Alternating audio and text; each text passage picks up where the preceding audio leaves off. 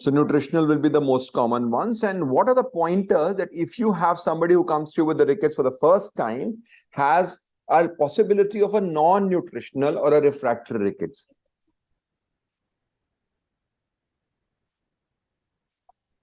Having fractures associated with this like condition, or someone who has a failure to thrive, then these are the conditions. So significant failure to thrive, features of RTA like polyuria, acidotic breathing. If you have a pathological fracture, you have to get worried about in that scenario. Now, what are the common causes of non-nutritional rickets / refractory rickets, Vibha?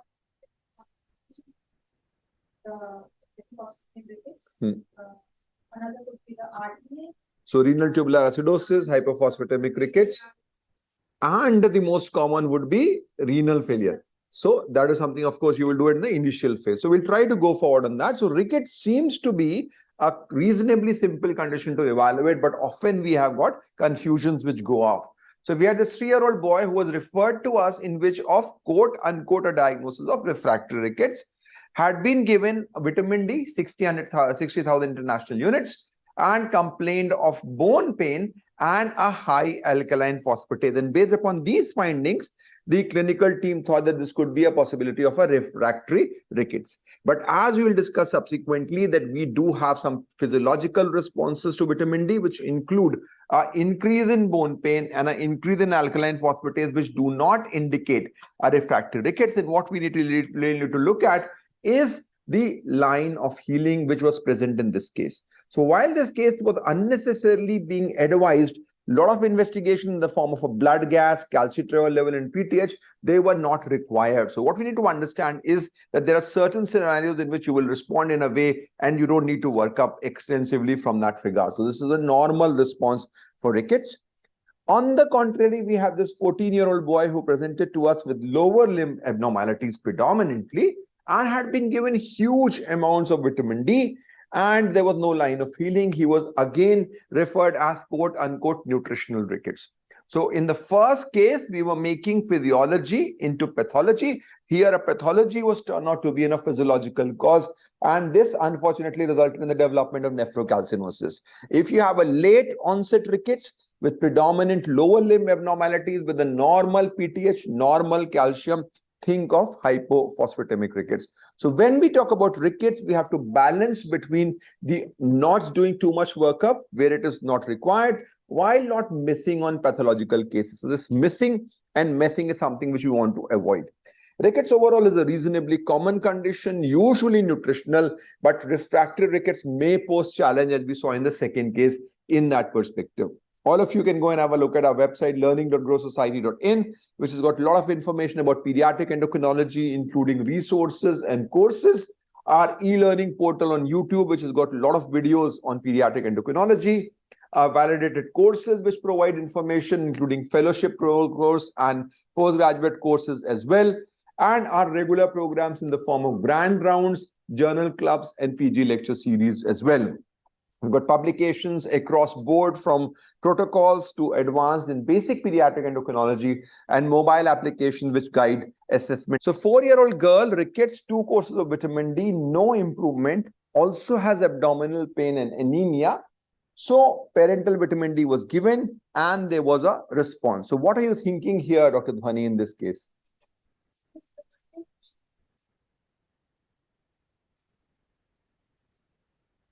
Yeah.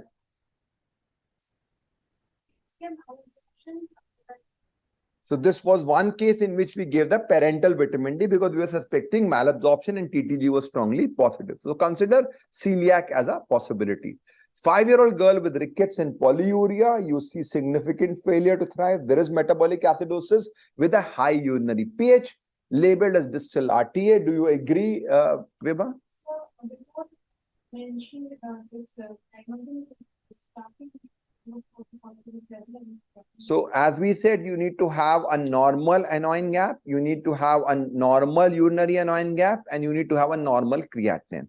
So in this case, we have bypassed the picture. So here the phosphorus was very high and we should have thought of CKD. So it's a renal acidosis, but it's a renal glomerular acidosis rather than a renal tubular acidosis, so to speak.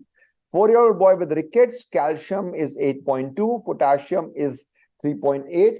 Phosphorus, ALP is definitely on the higher side. There is a metabolic acidosis minus 6.5. What do you think?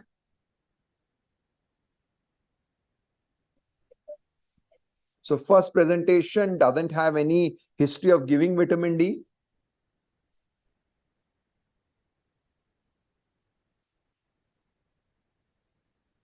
So this is a mild acidosis. And as I said, if it's distal RTA, very unlikely. Proximal, yes, but you don't have any other manifestations. Proximal RTA presents much earlier in age. So what we're seeing here is that this is not fitting into RTA. It is actually vitamin D deficiency causing secondary hyperparathyroidism. So you have to be wary about false diagnosis of RTA as well. 2-year-old girl with failure to thrive in rickets, and you can see clear-cut features of rickets. There is significant bone abnormality, including loser's zone. She is failing to thrive as well. Phosphorus is 1.9, ALP is 1200. Is it hypophosphatemic rickets?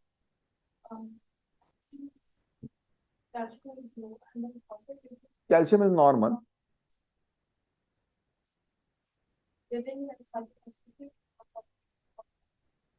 Okay, this was labeled as hypophosphatemic rickets. Now, what I need to understand is that if you have to do a blood gas first in this regard, and there was mildish metabolic acidosis, very early onset, mild metabolic acidosis, very low phosphorus, very high ALP. This is proximal RTA. And your job is not done once you diagnose proximal RTA. You have to look at the eye examination, genetic testing, so tyrosinemia, cystinosis, and all those can become in that perspective. 12-year-old girl with multiple fractures, as you can see here, and very, very weak bone, failure to thrive, polyuria and myopathy. There is metabolic acidosis, as you can see. Creatinine is normal and anion gap is normal. So this is RTA. Now, what do you think? This is distal or proximal RTA?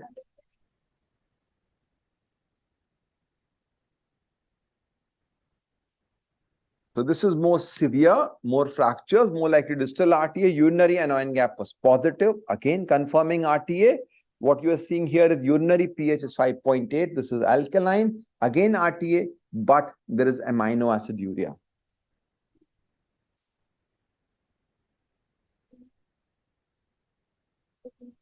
So Fanconi syndrome. So secondary hyperparathyroidism can cause that. So late onset, severe disorder, fractures, alkaline urine, think of distal RTA. Don't get too bothered about this amino acid urea. This is part of the Fanconi syndrome picture, which is there in that perspective. So this is important. 3-month-old boy with seizures, rickets, and what we are seeing, phosphorus is very, very low. PTH calcium is also low. Vitamin D is 40, calcitriol is 200. So what are you dealing with?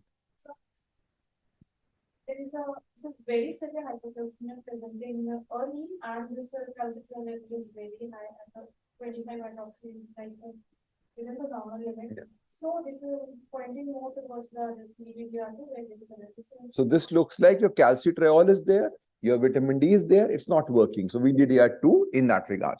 1-year-old girl with refractory rickets, calcium is 6.9, phosphorus is 2.2. So phosphorus is low, calcium is low. ALP is high, PTH is also very high. Now, vitamin D is high and calcitriol is 10. Yeah.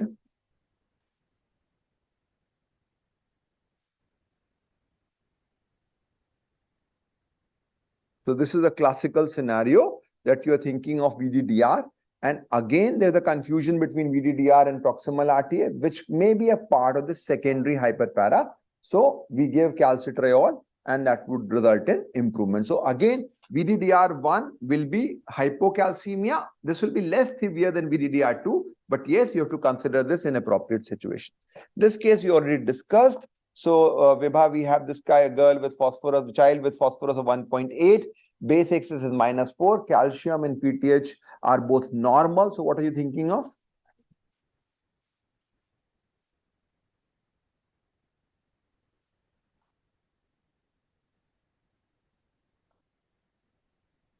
So this is most likely a hypophosphatemic rickets. Now, very important is to look at urinary calcium here as well. If you have hypercalciuria, you're dealing with hypercalciuric variant of hypophosphatemic rickets. Go for a family history, especially ask for maternal uncles, cousins. Even mother may have milder disorder because it's a X-linked dominant disorder. And this family history will give you a diagnosis of X-linked hypophosphatemic rickets in that regards. 6-year-old boy with no response to therapy. Calcium is normal, phosphorus is 2.2, ALP is high, PTH is normal. Calcitriol and vitamin D was advised. Do you agree? So there was no response. It's a refractory rickets.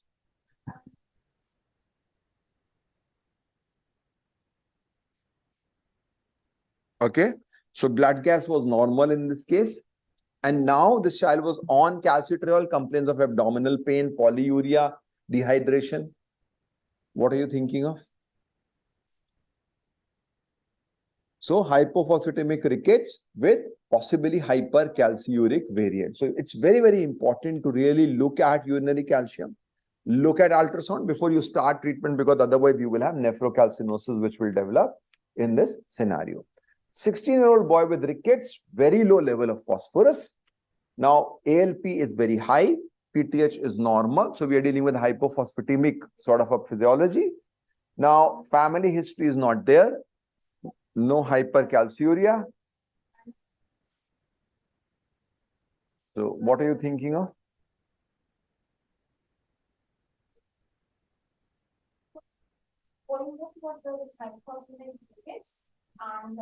So you have to consider some acquired cause because it's a late onset. Why would it be so late? So generally you have to look for imaging.